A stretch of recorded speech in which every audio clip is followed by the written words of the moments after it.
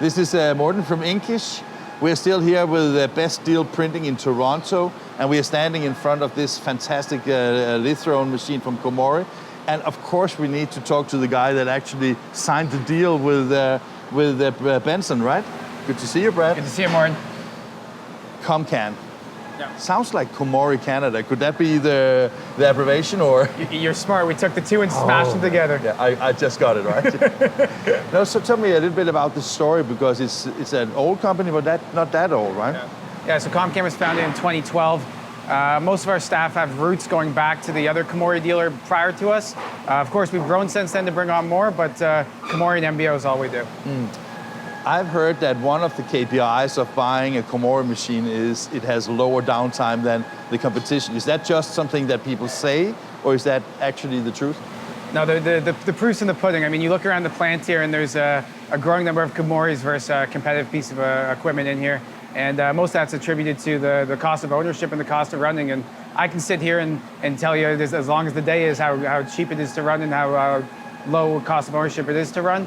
But at the end of the day, when you have one of the Komoris in your plant and you see firsthand how it operates on your floor and what that true maintenance factor is, it makes it pretty easy for your future purchases. But obviously you are a Komori guy, right? Yeah, of course. When you look at the competition in the Canadian market, is it a tough competition between the other litho offset companies in the market? Yeah, of course. I mean, there's only a few of us left, manufacturers of offset presses. So obviously we all do it pretty well. We can all print a good sheet, and we can all make a fairly reliable press, but what it comes down to is support and how you can make sure and take care of your customers and make sure that they don't have to worry about their press at the end of the day.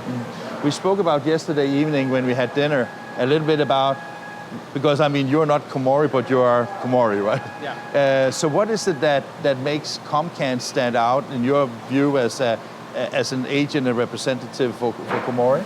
Yeah, well, one of the key things that makes us stand out is we have the backing of a major company in Komori behind us, but we also have the flexibility of being our own representatives in Canada. So if someone needs parts very quickly, they can call me. I can make calls directly. They can call my service manager. They can call my engineers right on the site. It doesn't matter.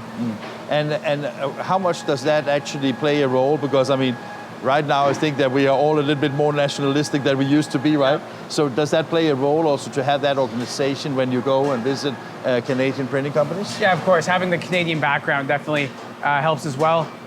We're one of the few OEMs that actually has a permanent Canadian presence in Canada rather than being represented out of the United States. So that's a little bit of a bonus as well.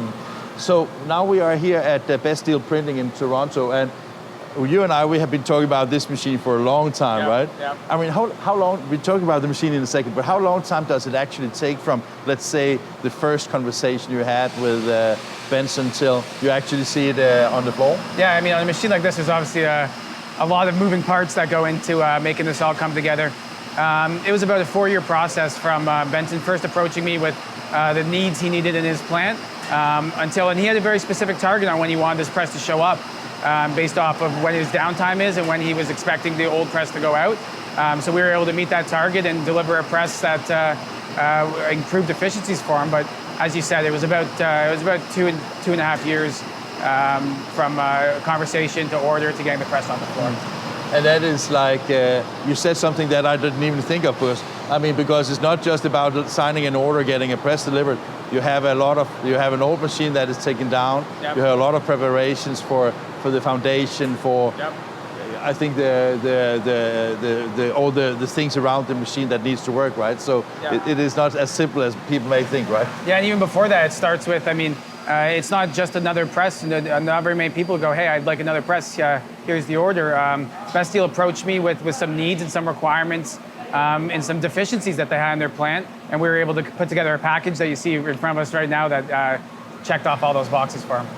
You told me a lot about the machine before we met, but I must admit, when you see it, it's a beast, right? Yeah. It's quite big, right? Yeah. Tell me about the configuration and what it is. Yeah, so this is a Komori GLX 1040 RP double coder. Who found out? Who invented the names? It's a mouthful, I know, it's a mouthful. But yeah, so it's a 5/5 press with a coder on the backside and the top side of the sheet. So it's 5 RP print units where the fountains are running upwards to print on the backside of the sheet. A coding unit, an RP coding unit running up, followed by 2 drying units, 2 DUs as we call them.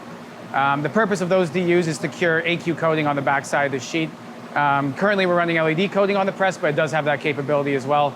And then of course on the top side of the sheet we have another 5 traditional print units and another coater. Why do people choose a configuration like that? There's 2 main reasons. I mean, one, on a configuration like this, it stays in the common gripper. There's only a lead edge gripper all the way through the press. So we save about 10 mils on the tail edge of that sheet all the way through the press. When we're running millions of sheets a year, the savings add up just on paper costs alone. Additionally, this press is what we kind of call a true Swiss Army knife.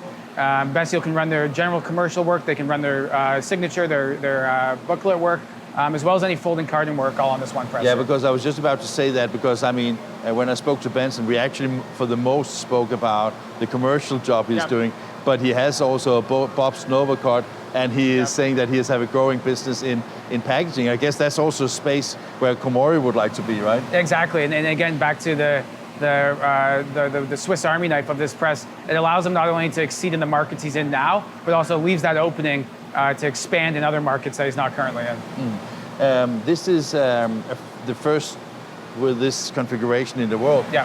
How does that make you feel personally, being part of that? It feels good now that it's installed and running.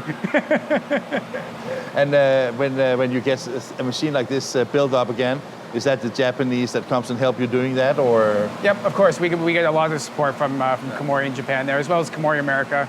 But of course, none of this could be possible without the support from both those groups.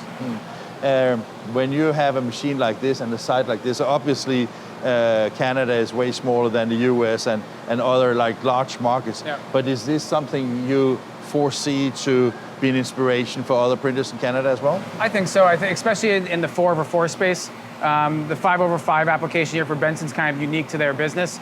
But I think that as more people look at this press and start looking at how they look at a Perfector and how they look at printing on both sides of the sheet, in the 4x4 world, I think this could be a big game changer for other companies as well. Congratulations. Thank you. Thank you, Martin. Thank you very much for the opportunity. Thank you, Martin.